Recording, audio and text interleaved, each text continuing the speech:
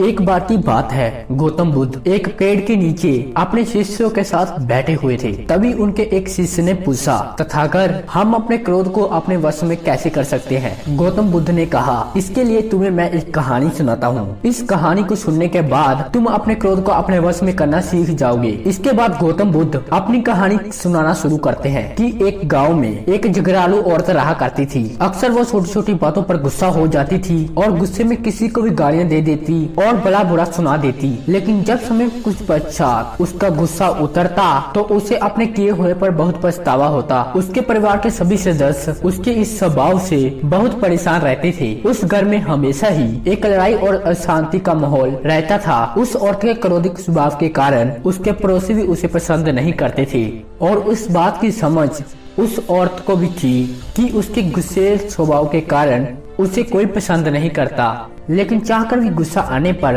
वह अपने आप को अक्सर बोलने पर रोक नहीं पाती थी। एक दिन एक साधु उस स्त्री के दरवाजे पर भिक्षा मांगने आते हैं। साधु को भिक्षा देने के बाद वह स्त्री बड़े ही मायूस मन से अपनी ये परेशानी उस साधु महाराज को बताती है। वह कहती है, साधु महाराज, मुझे बहुत जल्दी गुस्सा आ जाता है और मैं चाहकर भी उस गुस्से को रोक नहीं पाती हूँ। कृपया कर मुझे कोई उपाय बताएं जिससे मैं अपने गुस्से को काबू कर सकूं। वह साधु महाराज उस स्त्री की बात बड़े ध्यान से सुनते हैं और वो कुछ हद तक सोचने के बाद अपने झोले में से दवा से बड़ी एक बोतल निकालकर उस स्त्री को देते हैं और कहते हैं, मेरी बात को ध्यान से सुनो, ये क्रोध को वश में करने की सबसे अचूक दवा है। अब से जब भी तुम्हें क्रोध आए, किसी को अवशब्द कहने का मन करे तो अपनी जीभ पर इस दवा की 4 बूंदे डाल लेना और कम से कम 10 मिनट पर अपने मुंह को बंद रखना। अगर तूने 10 मिनट से पहले मुंह खोल लिया तो फिर इस दवा का कोई महत्व नहीं रहेगा और ये अपना प्रभाव नहीं दिखा पाएगी। ये कहकर वह साधु महाराज वहाँ से चले जाते हैं।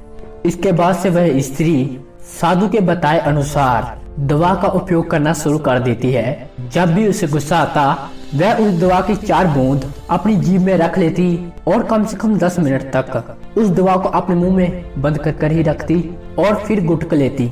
इस क्रिया को अगले 15 दिन तक करने के बाद ही उस औरत की गुस्सा करने की आदत छूट जाती है। और फिर 1 महीने बाद जब वो साधु महाराज दोबारा उसके दरवाजे पर भिक्षा लेने आते हैं तो वो स्त्री दौड़ी दौड़ी उस साधु महाराज के पैर पकड़ लेती है और कहती है, महाराज, आपकी दवा ने तो मेरे पर जादू कर दिया।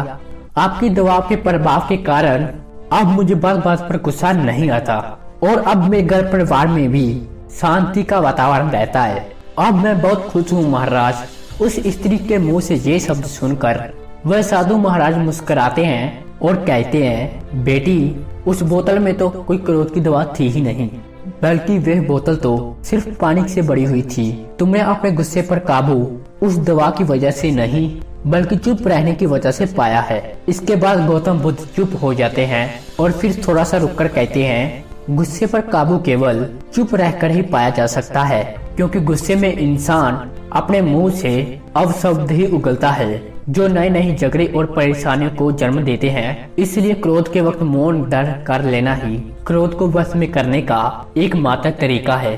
दोस्तों, हम हमारी लाइफ में भी कितनी छोटी छोटी बातों पर गुस्सा हो जाते हैं, अपना आपा खो बैठते हैं और फिर हम बाद में पछताते हैं कि काश गुस्सा ना किया होता। जब एक इंसान गुस्से में होता है तब उसका दिमाग काम करना बंद कर देता है, सिर्फ उसका मुंह बोल रहा होता है और फिर कई बार गुस्से में इंसान ऐसे शब्द बोल देता है जिनका उन्हें जिंदगी भर पछतावा रहता है।